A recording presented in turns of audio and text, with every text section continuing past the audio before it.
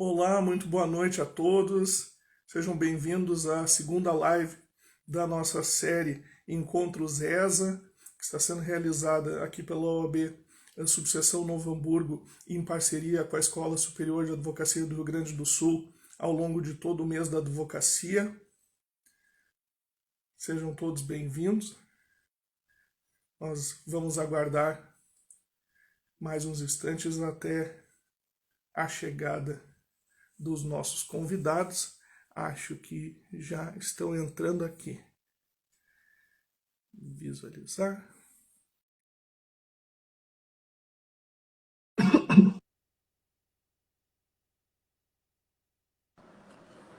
Olá, Boa noite, professor Cássio. tudo bom, professor Henrique? Tudo bem? Vou lhe chamar de professor também, né? Tudo bom, Henrique? Como é que estamos? Imagina, como é que estamos? Tudo tranquilo? Satisfação? Igualmente, satisfação rever o colega, né? Eu estava justamente aqui antes da live lembrando da nossa sala de aula lá no mestrado, né? Então, que é uma satisfação rever o amigo e ainda mais assim na semana do Dia do Advogado para debater o ensino jurídico. Então, estou bem feliz mesmo com o convite, lisonjeado e é uma honra estar aqui, Henrique. Nós é que agradecemos pela disponibilidade de agenda. Estamos só aguardando a solicitação para ingressar aqui no vídeo junto conosco da professora Franciele. Ela está relatando aqui que não está aparecendo para ela solicitar a participação. Professora Franciele, eu vou lhe enviar um convite. Eu acho que se eu clicar em cima do nome dela, eu posso... mas não está aparecendo a opção para convidar.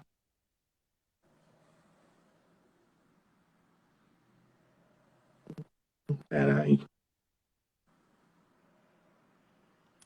Professora Franciele, tenta sair da sala do vídeo e entrar de novo e proceder com a solicitação de participação, que daí eu acho que vai funcionar.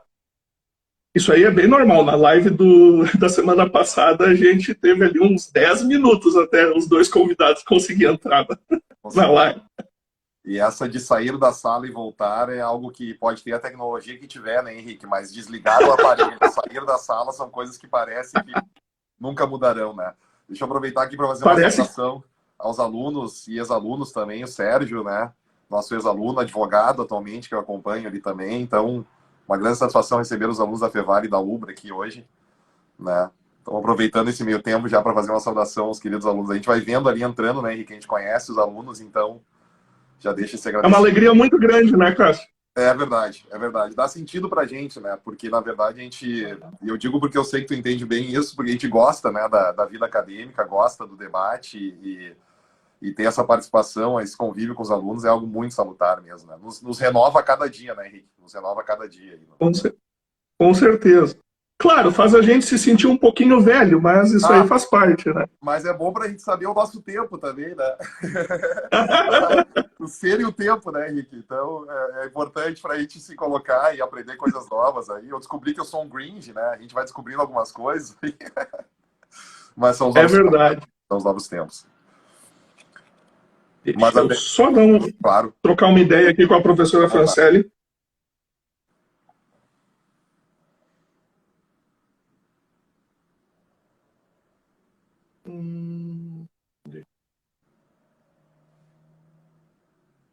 Acho que o fato de o perfil da UAB estar seguindo a convidada não faz diferença, né? Uma coisa que me ocorreu. Deixa eu trocar uma ideia aqui com ela.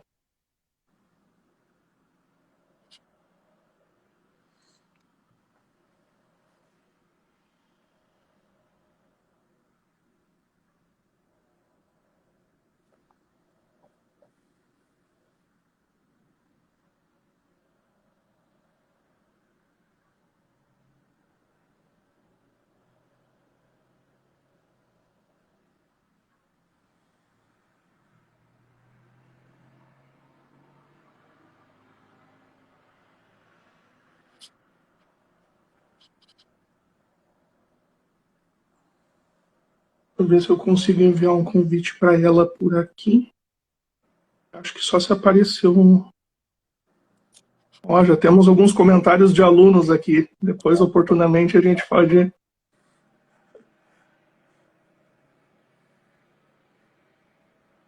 Que legal. Eu não consigo ver os... Aqui. Os Agora, comments. Ah, depois a... olha só, assim, né, Depois... o Sérgio lembrando do Tércio Sampaio Ferraz Júnior, onde a gente dividia a teoria crítica do direito e a dogmática do direito, né, Sérgio? E isso faz o quê? Uns 5, 6 anos, introdução a estudo do direito, trabalhando a teoria Tempo crítica. voa, né? O tempo voa, o tempo voa. E lembro dos primeiros debates, eu coloquei, acho que para a tua turma, né, Sérgio, que eu coloquei aplicar a letra da lei é uma atitude positivista do Lênio para uma turma de introdução ali na 4ª, 5ª aula. Nunca mais faço isso, tá, Sérgio? Prometo que eu nunca mais fiz. Mas eu acho que, olha, bons tempos de sala de aula presencial, né, Sérgio? Tomara que voltemos logo aí. É verdade, né? A gente sente falta. Não é a mesma coisa, né? Não, isso a gente vai dar uma conversada, mas realmente é diferente. É diferente. A gente está se adaptando bem, eu acho, mas é complicado, né? A gente tem alguns pontos aí que a gente vai ter que ver se vão se estabelecer mesmo ou se a gente vai ter que fazer algo misto no direito, né? É um desafio enorme, né? Porque é uma situação que pegou todo mundo de surpresa. Do dia para a noite, né? Todo o debate sobre o ensino EAD do direito, do dia para a noite a gente teve que se adaptar e começar a trabalhar remotamente, né? Não teve muita escolha, né? Então, Analice, eu vou vendo, sabe que o Arthur, o Instagram, aí tá aí a professora, tudo bom? Aê! Seja bem-vinda, professora Francelli. Não, coisa boa, não sei o que estava acontecendo. Boa noite, pessoal. Boa noite, tudo boa bom? Boa noite, seja muito bem-vinda. Muito obrigada, muito obrigada. Eu estava falando para o professor Cássio que isso aí é normal. Na live da semana passada a gente levou uns 10 minutos até conseguir reunir as 3 pessoas do vídeo. A tecnologia, por mais que ela evolui, ela não cansa de nos trollar, né? Ela vai ficando mais inteligente e eu acho que ela vai ficando um pouco mais sem vergonha também, gosta de trollar os humanos assim. Olha, professor Henrique, tem isso, viu? E a gente exige dos nossos alunos que eles assistam online, tu viu? É uma complicação. De qualquer forma, então, né, aqui já fiz uma introdução ali no começo da transmissão, mas novamente, para quem está entrando agora na sala, muito boa noite. Nós estamos começando a segunda live da série Encontros ESA, que está sendo promovida e realizada pela OAB de Novo Hamburgo ao longo de todo este mês da advocacia, em parceria com a Escola Superior da Advocacia do Rio Grande do Sul. E hoje nós temos aí a grande satisfação de contar com convidados, com a professora Francelli Marisco, que é coordenadora do curso de Direito da Ubra Canoas, e também com o professor Cássio Schneider Benvenuti, que é coordenador do curso de Direito da Universidade Fevale. E não poderíamos ter pessoas mais qualificadas, né, para falar sobre esse tema que hoje é uma grande dúvida entre todos os acadêmicos do direito, os operadores, os estudiosos, os alunos. O ensino jurídico, né, como fica o ensino jurídico do direito? Não, o ensino jurídico do direito é ótimo, né? O ensino jurídico, ou o ensino do direito, como preferir, nesse contexto das inovações tecnológicas, que na pandemia se tornaram, de certa forma, não apenas naturais, mas impositivas, e como fica a questão das perspectivas e dos desafios que são impostos, né, por um processo que já apresentava mudança oriunda da tecnologia, mas que, com o contexto da pandemia, se tornou um agravante de imposição. Eu me recordo que em 2017, isso já faz uns bons 4 anos, eu estava acompanhando uma matéria onde alguns analistas previam que em cerca de 5 a 10 anos, boa parte do ensino superior seria inteiramente ou quase que inteiramente digital. E eu vi aquilo em 2017 e pensei, bom, a próxima década aí nos reserva alguns desafios interessantes, né? A gente vai ter que pensar como vai ser isso, como vão ser essas transformações, de que modo isso vai se dar. E daí veio a pandemia e aquele processo que estava se desenvolvendo de uma maneira mais orgânica e gradual, e com idas e vindas e experimentalismos, ele meio que se tornou uma obrigação, uma coisa impositiva, uma necessidade. E nos pega a todos de surpresa, porque nós já vínhamos, né, dentro do ensino jurídico, já vínhamos tendo uma discussão de mais tempo sobre questões atinentes à qualidade do ensino jurídico. O que é um bom curso de direito, o que é um bom ensino jurídico, se nós devemos priorizar uma formação mais dogmática para atender critérios de colocação no mercado ou de aprovação no exame da OAB ou concursos, como é que fica a formação humanística e cultural do aluno, etc, etc. Então é bom a gente contextualizar já no começo que já havia, previamente à pandemia, um debate muito forte, né, sobre a questão da qualidade do ensino jurídico. O ensino jurídico está melhorando em relação a 20, 30 anos atrás, está pior, está melhor, e aí vem a pandemia e vira o nosso mundo do avesso, né? Então, fazendo essa introdução, eu quero, né, muito aí, assim como com certeza todos que estão nos acompanhando, quero muito ouvi-lo sobre esse tema. E mais uma vez agradeço demais a ambos pela disponibilidade de agenda para estar aqui conosco nessa noite. Faço um agradecimento em meu nome, é uma satisfação, como fui colega de ambos, amigo de ambos, então é uma satisfação não só pessoal, mas também faço esse agradecimento em nome da OAB de Novo Hamburgo. Se me permite, professor Cássio, acho que vamos começar dando a palavra para a professora Franciele. Por favor, professora, a palavra. Obrigada pela deferência. Boa noite. Quero já de imediato falar, professor Henrique, que é uma satisfação estar aqui. Boa noite, professor Cássio. Não nos conhecemos pessoalmente, mas olha o que a tecnologia também nos proporciona. Isso é fantástico. Eu quero já, de imediato, fazer uma ressalva, porque o professor Henrique, na verdade, eu chamo ele de professor, nós somos colegas, e ele é um entusiasta do ensino jurídico. É uma pessoa que estuda muito e que é muito bom tê-lo como colega, viu, professor Henrique? Espero no futuro próximo que possamos novamente trabalhar juntos, viu? Fica aqui essa é a minha dica. A gente tem, na verdade, grandes transformações, né? Já faz essa evolução, não é somente agora com a pandemia. Lógico que com a pandemia a gente teve uma mudança total. Você fez referência em relação ao ensino dogmático. Isso já há muito tempo a gente já vem passando deste ensino dogmático para o ensino dinâmico, tá? E principalmente na área do direito. Eu falo ensino dinâmico porque daí nós podemos colocar todas as áreas, seja ela humanística, trazer a própria filosofia, mudar, na verdade, o profissional do direito. Porque eu acredito que o professor Cássio há de concordar comigo que nós queremos, na verdade, transformar as pessoas e que elas saiam de uma graduação como pessoas melhores. Porque apenas a dogmática, a lei pura, a gente não consegue mais transformar e responder, na verdade, os anseios dos fatos sociais. Então, a gente passa nessa mudança total de paradigma.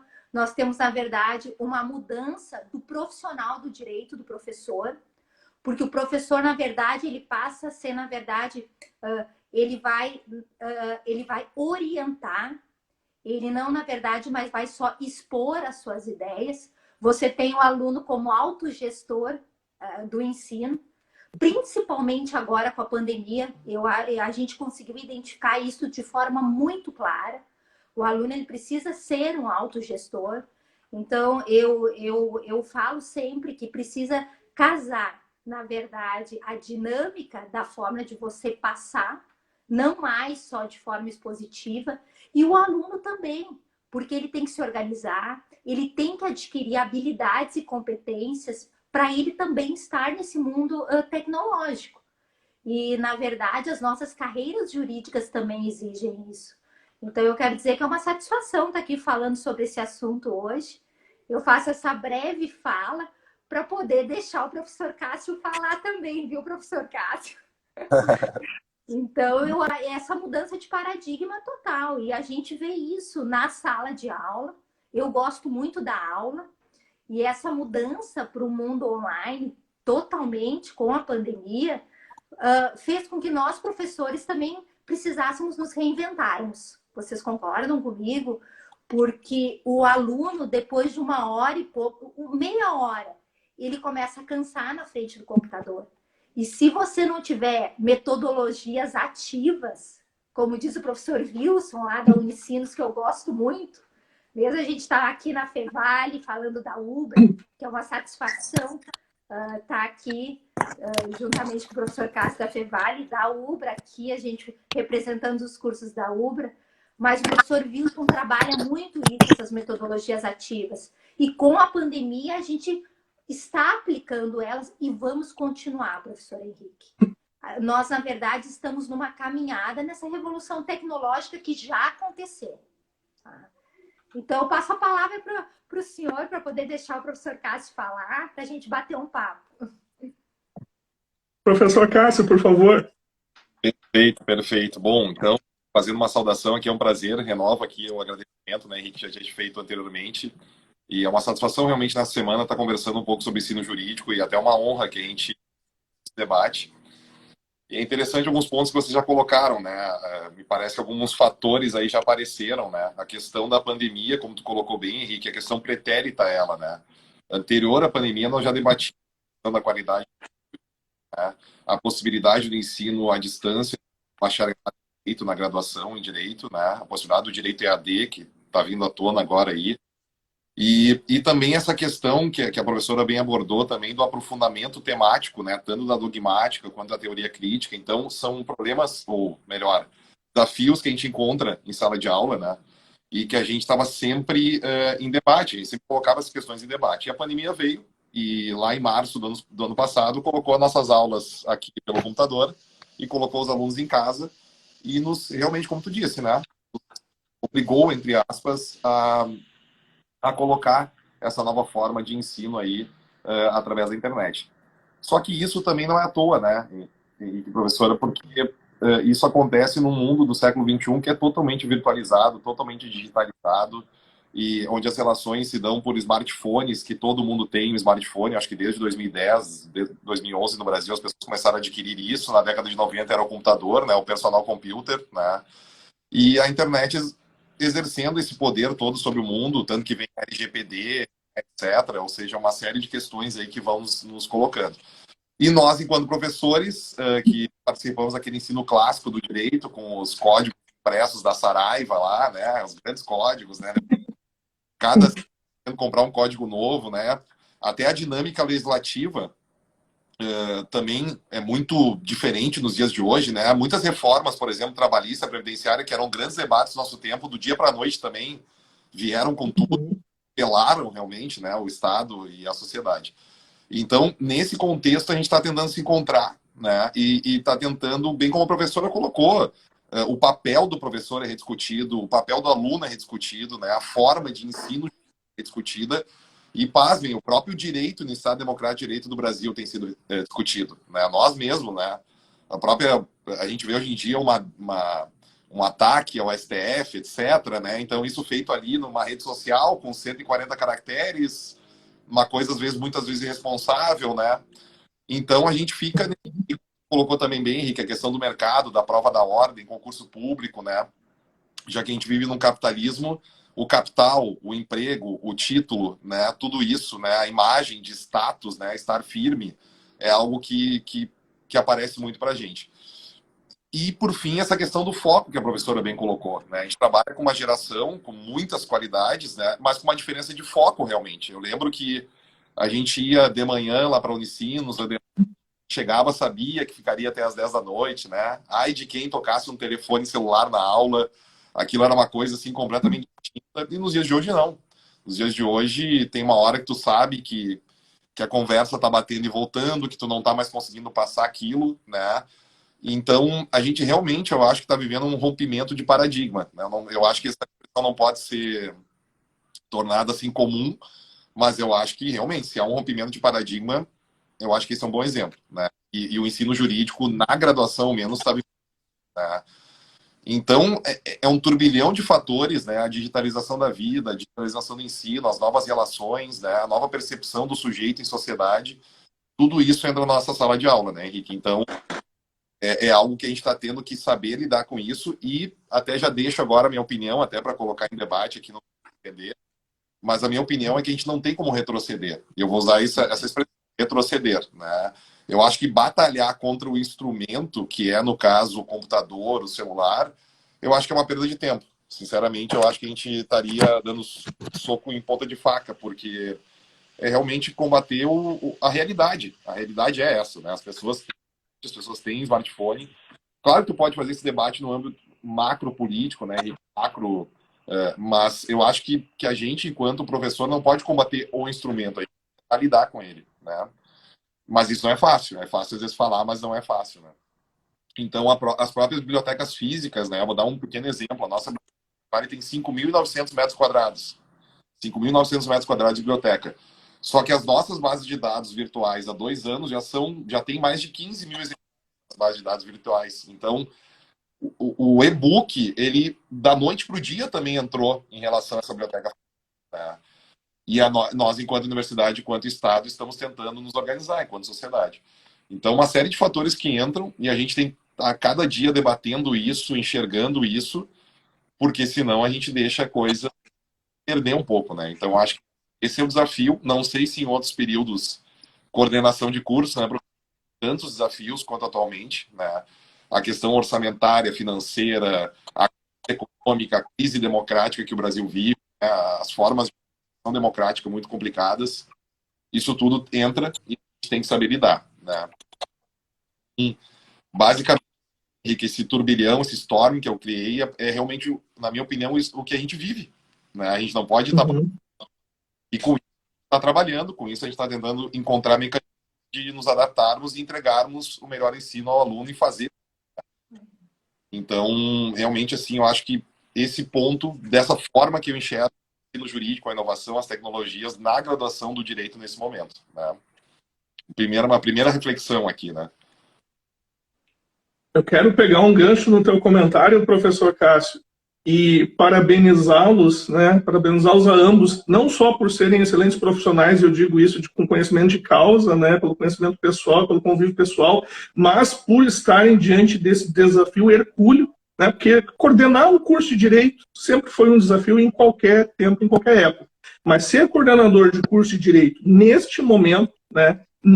Neste ponto geográfico que nós estamos aqui no Mapa Mundi, e neste ponto na linha do tempo, olha, é um desafio muito grande. Então, meus parabéns a ambos, porque é um desafio hercúleo. É muito diferente daquela estabilidade, previsibilidade e daquela certa segurança que poderiam ser ali sinônimos de um cargo como esse em outros tempos. Hoje é lidar com, né, você está descobrindo, né, você está ali desenhando o mapa à medida que você está desbravando novos territórios. Então, você está navegando, né, em mares desconhecidos. É um grande desafio. Também quero pegar um gancho, professor Cássio, numa das suas colocações, que eu concordo inteiramente. Não há como propriamente retroceder. E eu acho que, de certa forma, isso é uma coisa que está ali no fundo do cérebro, assim, um certo senso comum, inconsciente, de boa parte de nós. Uma certa esperança de que assim que o vírus for controlado e que a pandemia desaparecer e que a gente puder finalmente tirar essa coisa maldita que é a Covid-19 do nosso vocabulário cotidiano e das nossas vidas, que de certa forma a gente vai retornar para aquele mundo de 2019 e que a gente vai resgatar aquilo que nós chamávamos até então de o normal. E eu tenho sido desde o começo muito cético em relação a isso, porque eu acho que isso simplesmente não é possível.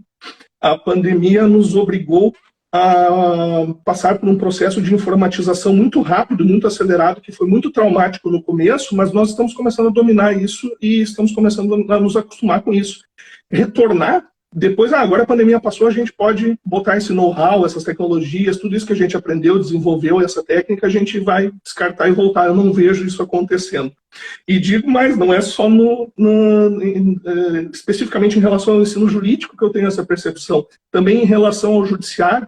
Estava lendo hoje uma notícia do Tribunal de Justiça sobre a iniciativa agora não me lembro exatamente o nome, se é o Judiciário 100% Digital ou Justiça 100% Digital, onde eles estão prevendo, né, com base já em orientações estabelecidas pelo CNJ, de estabelecer que em determinados processos você vai ter um procedimento digital de ponta a ponta, incluindo toda a parte de audiências.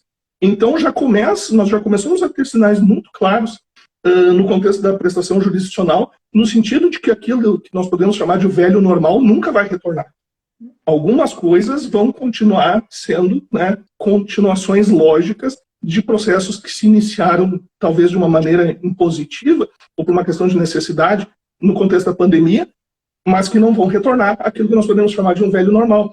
E daí a gente pensa que desafio, né, sobretudo para vocês que estão em cargos de coordenação de curso, para aquele professor que está cotidianamente ali, vários dias por semana, ou 30, 40 horas por semana, em sala de aula, seja presencial ou seja no ambiente virtual, que dá rigorosamente a mesma coisa para todos os fins de responsabilidade e para fins de aula, né?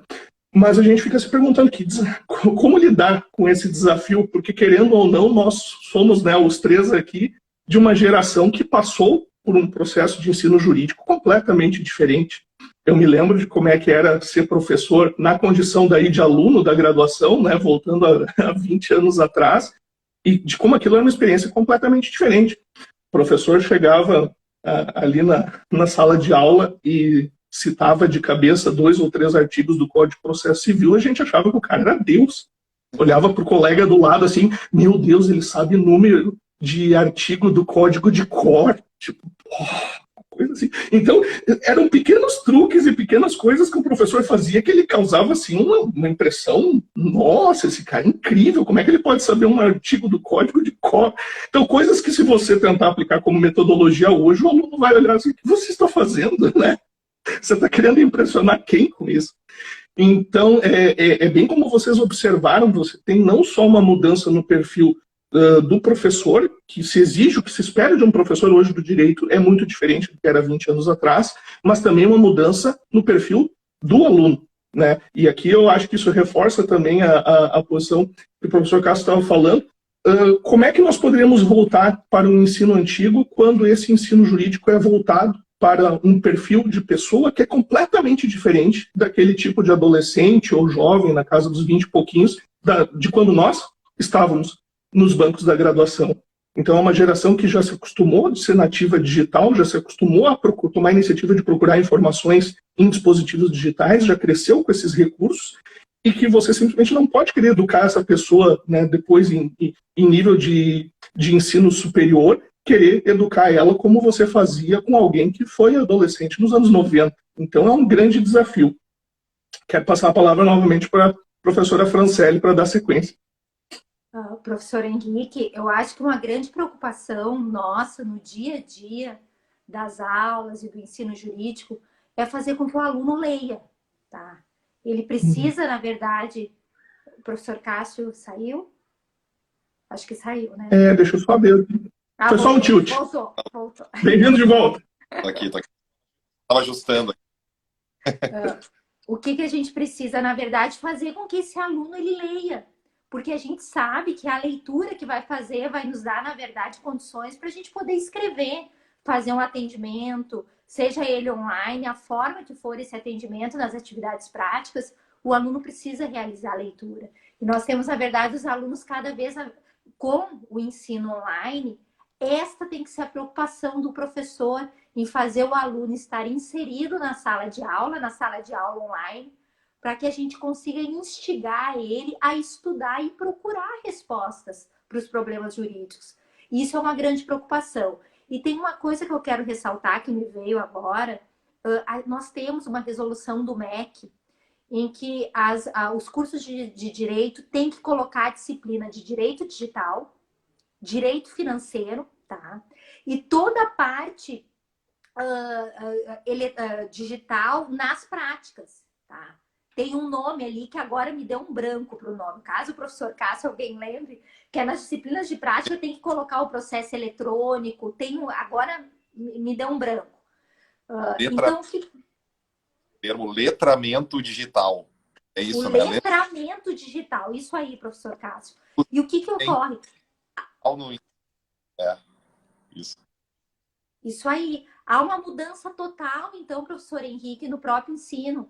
Nós, na UBRA, a gente mudou a matriz curricular o ano passado do curso de Direito.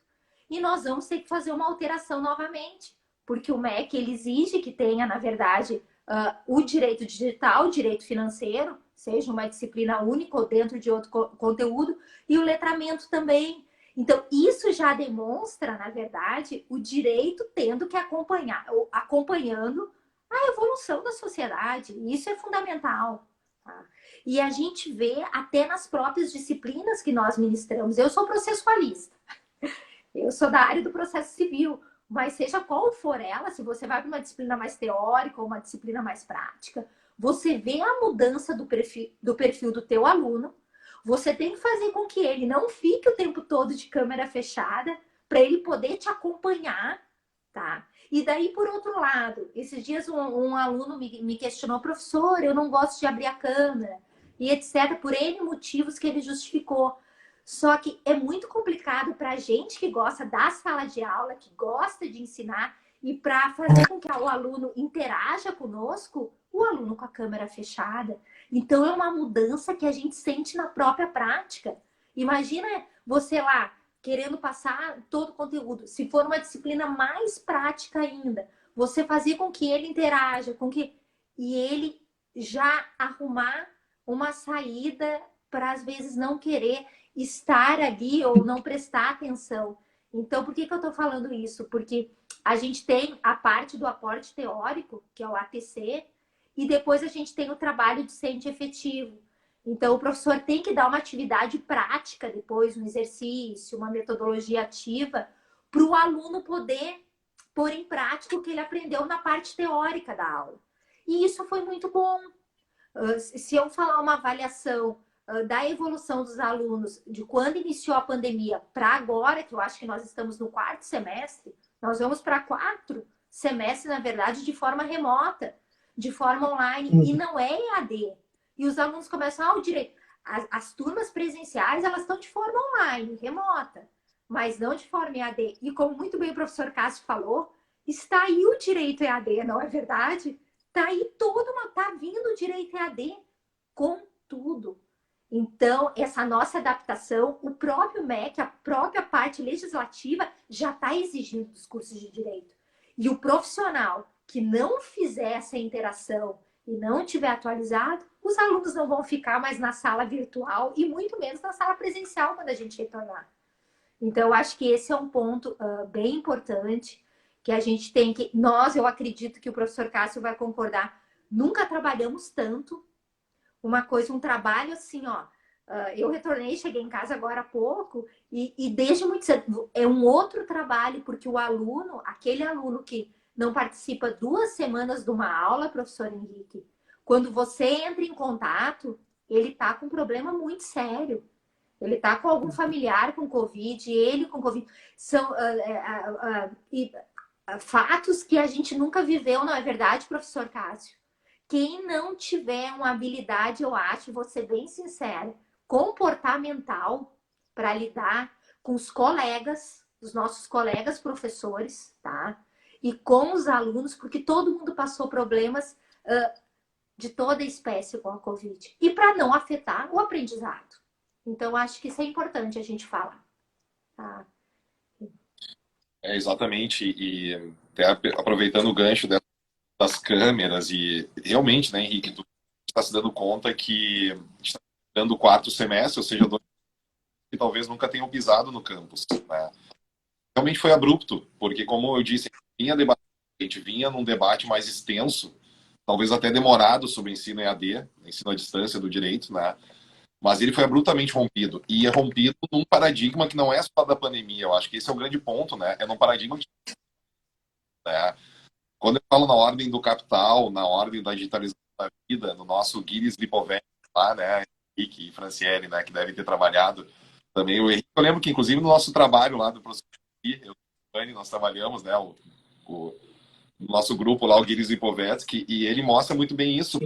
Perfeito. Capitalismo especulativo, da digitalização da vida, do avanço dessas questões. A gente está vendo uma série de questões, relações bancárias, de crédito, financeiras, a própria concepção de status, né? Aquela ideia de o que é ter status na vida, o que é estar bem na vida. Tu citou os professores antigos, né? É nítido que eu e a Franciele temos um perfil de coordenador que não é o perfil de coordenador de 20 anos atrás. Acho que isso está na nossa cara aqui, e até porque isso realmente é uma mudança de paradigma. E nisso que a gente vai tentando adaptar o ensino jurídico. Esse é o grande ponto, né? E como a Franciele também bem disse, numa situação de pandemia, onde a gente perdeu colegas. Não do direito na Fevale, mas nós perdemos colegas professores por causa da pandemia na Fevale, né? Não do direito, mas, então, assim, familiares de alunos nós perdemos, né? Então, num contexto extremamente grave que a gente está vivendo, a gente também tem que fazer essa adaptação, também tem que fazer essa inclusão digital, que tu tocou bem, né? Essa DCN do MEC é um parecer do Ministério da Justiça, na pessoa do André Mendonça, que colocou o direito digital, o letramento digital, em a questão orçamentária da administração pública. Perceba, se a gente está falando controle orçamentário, administração e direito digital, a gente está falando do século XXI, do Estado pós-moderno, do Jacques Chevalier, da redução do Estado, da privatização do Estado, e, portanto, dessa noção pecuniária mesmo. E digo mais ainda, no momento que o capital especulativo é aquela noção de que eu faço um blockchain, eu faço uma perseguição de venda de papéis na bolsa e boto $1.000 hoje de manhã e tiro 8 mil no final do dia. Isso não tem trabalho, isso dá o dinheiro pelo dinheiro. Então, eu estou falando algo que parece bobo, mas no meio disso tu tenta encontrar o ensino jurídico clássico, a teoria crítica clássica, dogmática. E aí o aluno pergunta, mas quando é que é minha prova do OAB? Por que esse ano esse curso tem 5 anos? Daí vem o técnico jurídico, curso de 2 anos. Sempre tem aquela tentativa de reduzir o conhecimento, de reduzir as complexidades. É porque a gente vive também esse momento, né, Henrique e Franciele? As pessoas estão reduzindo a complexidade para se comunicar, né? Eu então, acho que isso é perfeito. Esse é o ponto. Esse é o ponto. Exato, né? Então, eles estão esperando aquele PowerPoint pronto, aquela questão pronta, e se não for isso, a conversa já fica fora do tempo deles, né? Então, isso é muito complexo mesmo. Como tu disse, a gente trabalha muito, né, Franciele? Realmente, assim, é um trabalho hercúleo mesmo, porque a gente passa o tempo inteiro, os alunos têm um amplo acesso a gente, não sei como é que tem na Fevale, mas a minha, eles têm meu WhatsApp, meu e-mail, e assim, aquela questão, abre mais uma cadeira, né? O professor tal fez tal coisa, isso tá o tempo inteiro batendo na gente, porque a comunicação é muito rápida, né? E nós não temos como fugir disso. Eu não vejo possibilidade de fugir, até porque eu estaria fugindo do próprio papel, né, Franciele e Henrique? A gente estaria fugindo do nosso papel, que é encarar isso, né? O mais fácil é se fechar na caverna, mas não tem como, a gente vai ser atropelado nela, né? Então, nós temos que tentar trazer, bem como o Carlos coloca, a gente tem que tentar em relação à digitalização. E esse eu acho que é o grande papel, nos colocar ali, né? Colocar a nossa experiência sem ter a relação corporal, né? Acho que o Bauman, só para finalizar, o Bauman, ele fala uma coisa muito verdadeira. As relações físicas, elas trazem constrangimento, elas trazem vergonha, né? Eu, para negar um jantar aqui com amigo, eu vou ter que dar uma desculpa, uma mentira, né, Henrique? No presencial. No virtual, tu bota ali, caiu minha bateria, não consigo mais te responder, Henrique, então a gente não vai conseguir sair para jantar hoje, né? Então, assim, é muito mais fácil. É muito mais fácil criar um fake lá e falar um monte de bobagem, né? Agredir a democracia. Então, a gente não pode fugir disso, a gente tem que encarar isso, tem que fazer o aluno ligar a câmera, mas não é fácil, né? Então, acho que, e quando a gente fala isso, a gente não quer estabelecer um caos, né, professora Franciele, né, Henrique? Não é isso. Compreender o que está acontecendo, porque sem compreender a gente não vai conseguir avançar. A gente está vendo alguns cursos fechando, algumas instituições de ensino fechando, então a gente tem que conversar sobre isso, né? Senão, realmente, quando a gente se der conta, já está atropelado por isso, né? E parece ser um momento de surgimento de uma certa tempestade perfeita, porque nós temos uma crise política no país que gera consequências também para o ensino jurídico há quase uma década.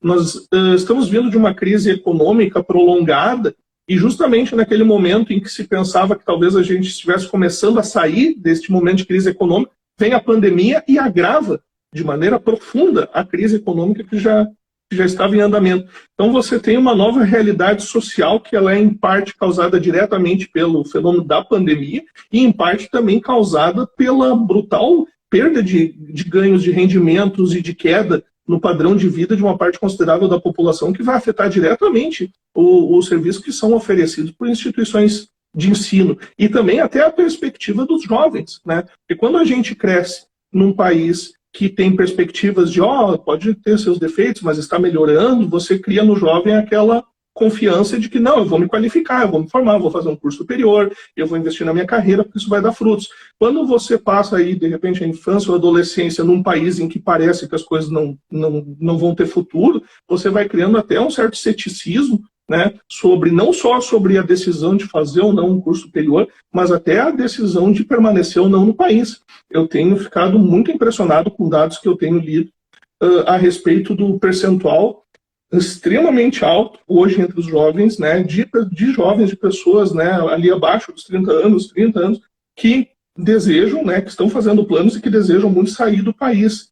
Então isso coloca uma situação em que você tem que até reafirmar a importância do ensino superior, não só na qualificação cultural e educacional da pessoa, mas também como um início, né, de carreira profissional e como um projeto de futuro para a pessoa que vai ali investir o seu tempo, seu dinheiro, sua dedicação, estudo, num curso superior. Então isso é um desafio para as instituições que é tremendo, né? Ninguém ia discutir há 20 anos atrás, assim, se você tem condições de fazer um curso superior, eu não sei se vale a pena. Às vezes o aluno, ele até às vezes não tinha aquela maturidade para tomar essa decisão, mas ele era meio que empurrado pela família, né? Tipo, não era meio que uma opção, não tem opção, tem alternativa, é claro que você vai fazer isso, né? E as pessoas que não tinham condições faziam, às vezes, grandes sacrifícios para entrar na universidade. Então é um desafio muito grande e que, justamente como o professor Cássio vinha falando, que demanda essa readequação quase que o tempo todo, né? Você não para de estar se adaptando e inovando e de estar buscando respostas aí para se adequar a essas demandas dos novos tempos. Porque, como vocês bem observaram, além daquilo que nós podemos fazer assim, de leituras idealizadas, há a necessidade de que tudo que vai ser feito em termos de prestação de serviço numa instituição de ensino, que isso seja viável do ponto de vista econômico, né? Porque a gente trabalha dentro de uma lógica capitalista. Então, é muito difícil, às vezes, fazer uma conciliação entre essas necessidades de mercado, entre as necessidades ou até exigências do aluno enquanto público consumidor, né? Porque hoje a gente tinha essa lógica do consumidor, hoje é muito forte na nossa sociedade, né? Esse ultra-individualismo, a gente vê os efeitos que isso gerou até na percepção sobre a pandemia e numa certa deterioração do nosso senso de comunitarismo, né? De que as pessoas não se enxergam mais como parte de uma comunidade, que nós vivemos juntos e que nós temos responsabilidades recíprocas uns para os outros. Não, é tipo aquela lógica do consumidor. Eu estou sempre certo, tudo tem que ser como eu quero, tem que ser na velocidade que eu quero, tem que ser da cor, do modelo que eu quero, é o meu jeito. Se eu não estou afim de tomar vacina, ninguém pode me obrigar, eu não posso ser obrigado a fazer uma coisa que eu não quero, eu não estou afim. Então, é aquela perda daquele senso de comunitarismo, né? Que é substituído por essa visão consumerista de mundo, que afeta também o ensino jurídico. Eu queria perguntar para vocês, que é uma dúvida que uma coisa que eu fico me perguntando, uma dúvida que eu tenho, se pela experiência de vocês, na percepção do que vem se desenvolvendo até então em termos de adaptações tecnológicas do ensino jurídico, vocês enxergam como o principal caminho para o curto prazo do futuro do ensino jurídico o ensino à distância telepresencial síncrono ou assíncrono, né? Porque ambos têm ali vantagens e desvantagens, e daqui a pouco um aluno que se divorcia daquela ideia da presença, né, do contato presencial da vida em comunidade dentro ali da universidade, daqui a pouco ele pode se achar até cerceado demais pela simples obrigação telepresencial, porque o telepresencial, de certa forma, também exige a presença, né? Então você tem ali a intermediação da tecnologia, mas não deixa de ser presencial, você não está ali de corpo, mas você tem que estar na aula naquele momento, naquela hora pré-definida. O professor daqui a pouco vai fazer uma chamada, coisa, ou pode fazer uma pergunta durante a aula, então você precisa estar ali numa hora pré-determinada. E à medida que a gente vai trabalhando com a tecnologia como criadora de novas liberdades nessa lógica do ensino, daqui a pouco até isso pode parecer restritivo demais, o aluno dizer, não, eu quero poder assistir às aulas quando eu quiser, eu quero poder estudar a hora que eu quiser, se eu quiser assistir a aula às 2 da manhã, eu quero poder. E daí você tem essa, né, é uma dúvida que eu tenho se o futuro no curto prazo ele acena mais para um ensino síncrono ou assíncrono. Professor Francelli, por favor. Olha, professor Henrique, uma pergunta, na verdade, eu vou ser bem sincera, eu acredito, nós vamos ainda ter pessoas que querem sim o ensino presencial. A gente tem alunos que gostam do ensino presencial, mas a realidade que nós estamos vendo é que está indo para o ensino assíncrono. Quem se adaptou com o ensino online, poder assistir às aulas, o vídeo gravado depois, não precisar estar de forma síncrona, tá? Quem se adaptou a isso está amando. Só que daí a gente tem um público também, quem está fazendo, por exemplo, segunda graduação, tá? Uma segunda graduação, eles querem esse ensino, que ele seja de forma síncrona. Mas eu acho que o direito ainda vai permanecer. Mesmo vindo o ensino EAD, eu ainda acho que ainda vai demorar um pouco, tá? Um pouco, mas não muito tempo. Por quê? Porque eu já verifico, se a gente pegar 500 alunos, nós temos de 500 alunos, 300 que estão adorando estar de forma online. Porque daí o que acontece? Eles têm a aula síncrona, tá? Só que essa aula síncrona, ela fica gravada. E o aluno pode assistir ela posteriormente. Então, essa aula online, de forma remota, na Ubra, nós temos síncrono, às 7 horas começa a aula, o professor dá a aula de forma síncrona. As atividades que a gente tem assíncrona, por exemplo, a disciplina de cultura digital, ela é assíncrona. Os alunos adoram ela. Só que eu ainda vou ressaltar da gente ainda continuar com a forma síncrona no direito.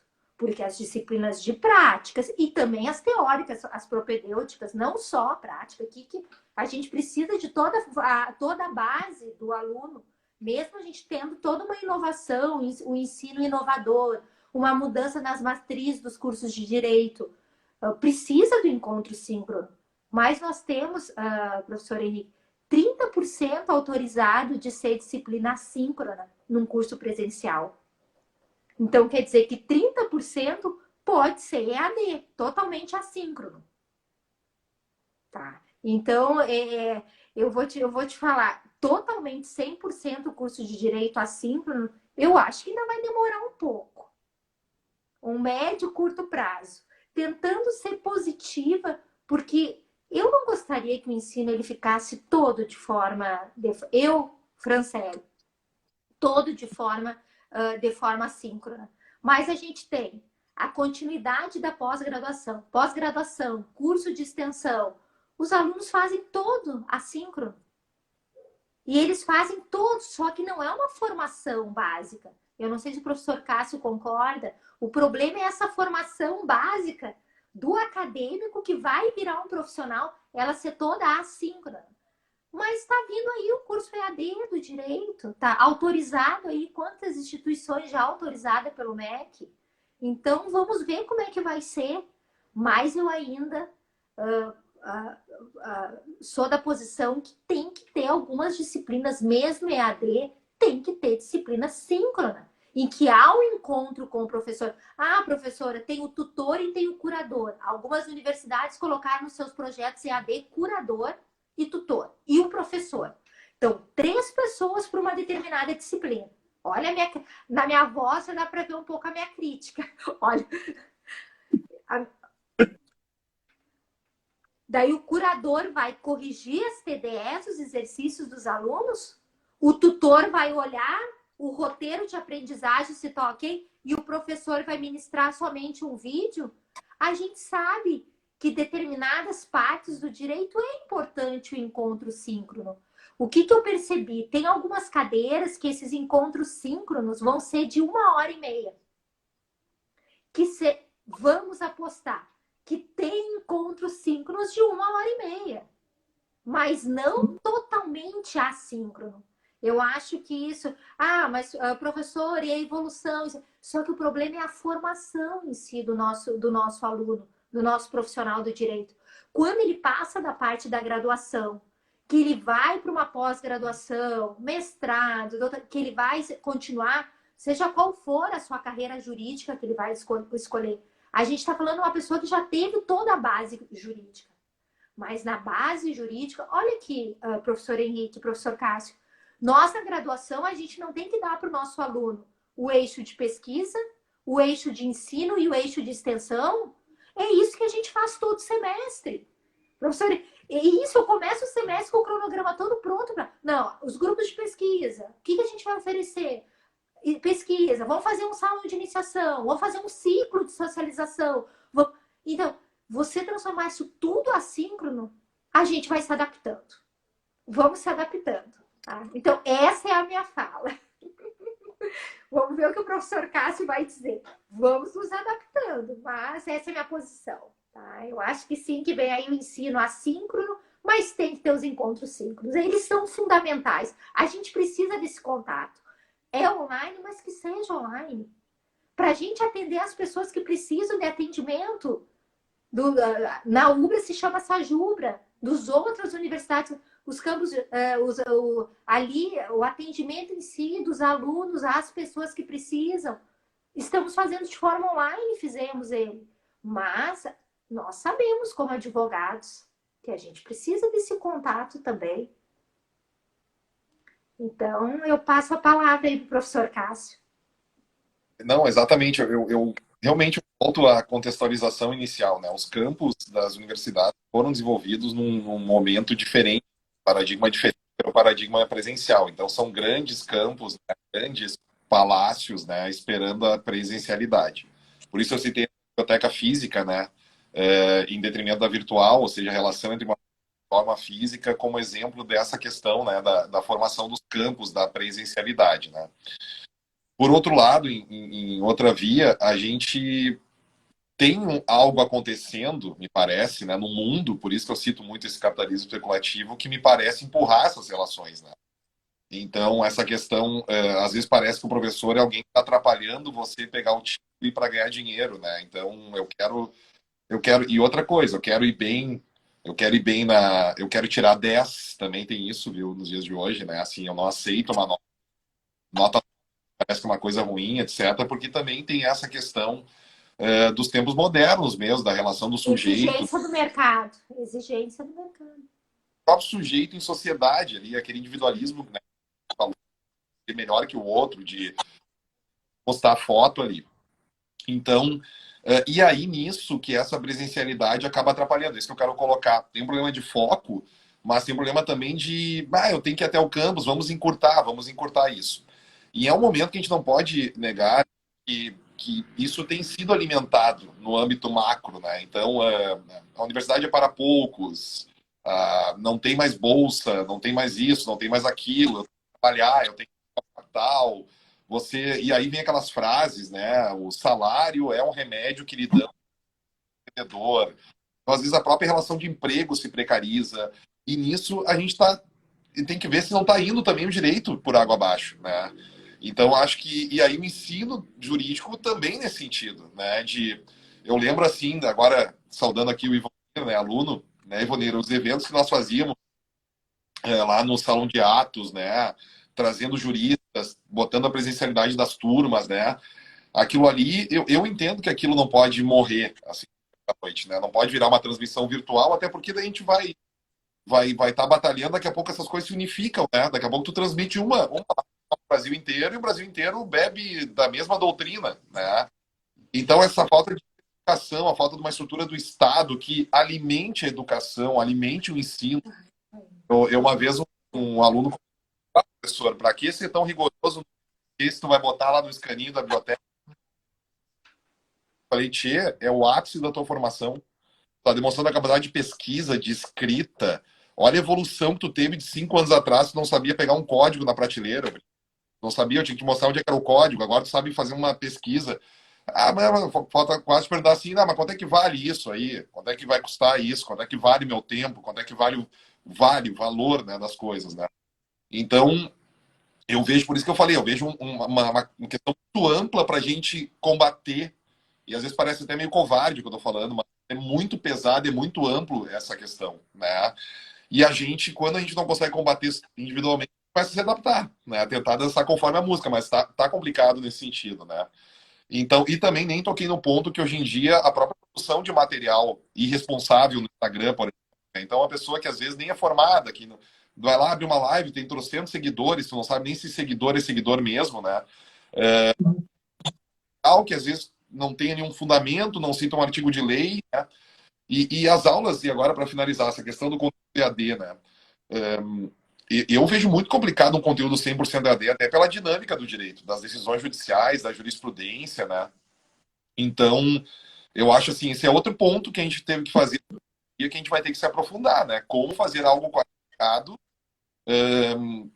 que obedeça a questão do custo do mercado, porque eu sei que ninguém quer pagar mais ou menos, né?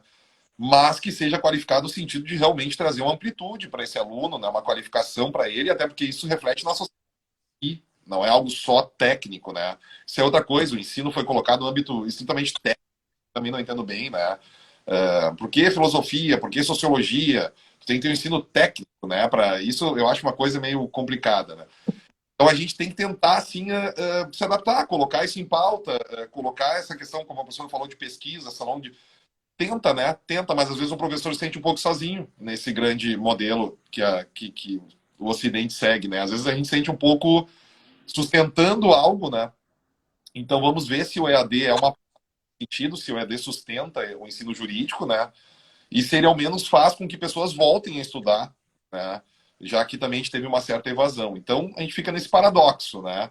É uma maneira de sustentar a coisa, de reativar até a coisa, buscar alunos, buscar pessoas interessadas no ensino, esse é um lado, mas do outro lado, sabe que esse ensino, esse modelo de sociedade, esse modelo de relações individualistas, ele traz questões nocivas, ele traz sim, e a gente não pode virar as costas para isso. Então, eu acho que por isso que esse debate é tão importante, assim, proporcionou, porque eu acho que é algo que tem que ser colocado até pela nossa geração, que está nesse meio termo entre o mais antigo e os que estão vindo, né? A gente tem que se colocar porque a gente sabe o que está acontecendo, a gente sabe dos novos mecanismos que existem, dos smartphones, mas a gente também sabe como era, né? Então, essa condução toda a gente tem que sempre trazer. O próprio Poder Judiciário, como tu disse, ele também tem se adaptado muito a isso, né? Então, o Judiciário também tem se tornado online, também tem sido televisionado, né? Nossa, eu sou da época que tu achava o canal do STF ali e já era uma grande coisa ver o mensalão do STF no TV, né? Hoje em dia, e aí começa, só para finalizar, recorta a fala de um ministro aqui, recorta a fala de um ministro ali, torce a própria questão jurídica, né? Então é um momento que a gente tem que estar, como diria a música do ligado a tudo o que acaba de acontecer, né, Henrique? Assim, a gente tem que estar realmente muito antenado para tentar criar esse novo paradigma, tentar criar esse futuro que vem pela frente e que tomara, como tu disse no início, não tenha mais a Covid no meio, né? Perfeito. Não, por favor, Franciele. Eu só queria complementar, professor Henrique, complementar a fala do professor Cássio. Na verdade, há uma crise econômica muito grande. Há uma crise mas a crise em si, ela repercute muito no ensino. Ela o dia a dia em si, de você falar com um aluno que faz um número X de cadeiras, ele não ter condições de fazer nem 2 cadeiras, você conseguir autorização, porque tem um mínimo para fazer, e esse aluno não ter condições porque está desempregado, e isso não é um aluno. Nossa, na verdade, é uma crise. A falar em crise sanitária, não é só crise, essa crise sanitária, crise econômica, o nosso Estado precisa trazer essas políticas públicas e para o ensino particular também. Porque as pessoas não têm acesso ao ensino público e o ensino particular em si, nós que estamos ali, porque você tem que dosar, né, professor Cássio? Você tem uma meta em si, porque você trabalha numa instituição privada, e você tem pessoas ali que são consumidores e não estão conseguindo mais arcar. Porque o valor em si, a crise que assola. Então, assim, eu acho que isso é muito difícil, esse equilíbrio, essa mudança nossa. Se você, olha só, se você não tiver um atendimento de acolher e você verificar o problema de cada um, você perde o seu aluno. Concorda comigo, professor Cássio? É uma outra realidade. Assim, ó, se passou 2 semanas, professor Henrique, daí você fala, ó, o professor Henrique sabe, me conhece como é que eu sou, assim, professor, eu quero a lista, quem não participou da aula? Vamos lá. Quem não participou de 2 semanas de aula? Se não entrar em contato depois de 2 semanas, o aluno evade, porque ou ele está com problema de saúde, ou ele não tem mais condições de pagar. Então, assim, por que eu estou falando isso de forma assim tão simples? Mas é para completar o que o professor Cássio falou. É outra realidade o trabalho ensino jurídico. É a realidade do aluno, do problema em si, do que ele está passando, e de cá, da parte o quê? Econômica, empresarial. Você precisa... É difícil esse equilíbrio. Vamos lá, o nosso Estado precisa trazer respostas para tudo isso, para o ensino. Como que vai ser o direito em si?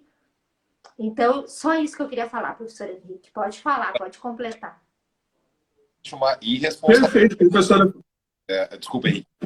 Não, a verdade nesse discurso, né? Porque o do nada é nada, o Estado não é nada, tem que intervir em nada, né? E há uma irresponsabilidade, porque as coisas estão fechando, as pessoas estão perdendo dinheiro, tem política pública que define numa bipolaridade, né? Até no sentido cognitivo de bipolaridade, né? Do dia para a noite as coisas mudam, e sem projeto, nenhum Estado, não conheço nenhum Estado que tenha se desenvolvido sem projeto, né? Até os Estados liberais, né? Em termos de falar tanto em liberalismo, todos eles tinham projetos educacionais, né? Os Estados Unidos da América, meu Deus do céu, tem 3.000 universidades a todo vapor, né? E incentivo público, sim, com bolsa, sim.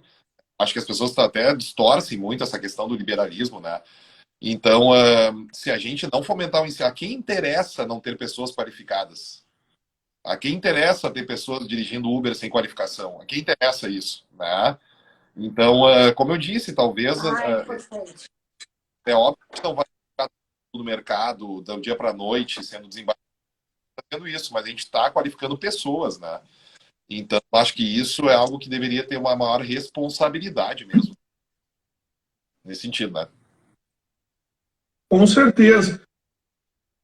Eu estou adorando o debate, gostaria de termos aqui para mais 1 hora, 1h30, 2 horas, seria um prazer enorme. Tão boa estava a conversa que a gente passou o limite que estava ali de 8 horas e a gente nem viu, né? Já é 8h02, então é com uma dor no coração que eu vou, né, dar início aí ao fechamento, ao encerramento da live, mas quero avisar desde já que eu quero, né, aí a prerrogativa de poder incomodá-los novamente no futuro com um novo convite. Quero ouvi-los mais sobre este tema ou outros temas que estiverem ali, forem temas urgentes na pauta do ensino jurídico ou de outras questões correlatas.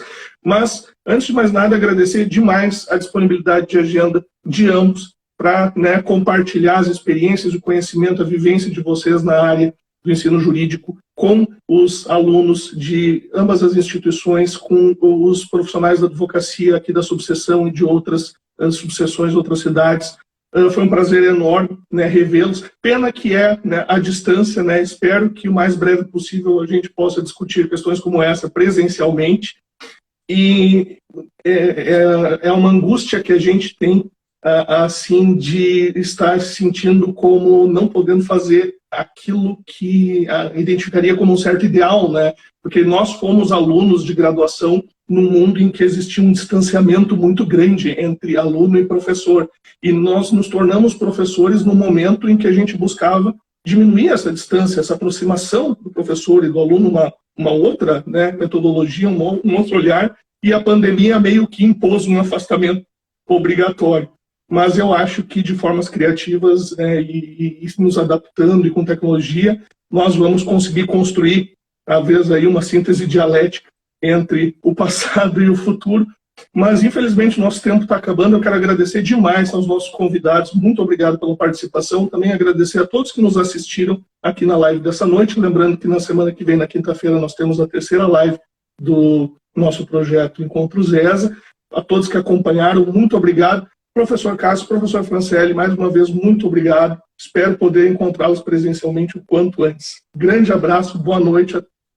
Boa noite a todos que estão nos assistindo, boa noite a vocês. Até mais. Obrigado, Henrique. Boa noite a todos. Boa noite, pessoal que assistiu também, professor Rafael, Ivonira e colegas aí. Realmente a participação de todos, o convite, Henrique, estou sempre à disposição aí para fazer um bate-papo. Professora Franciele, prazer, viu? Prazer conhecê-la.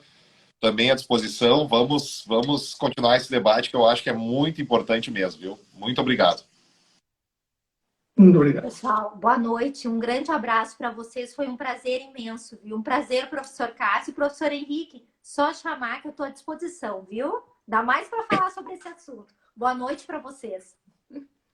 Muito obrigado. Boa noite.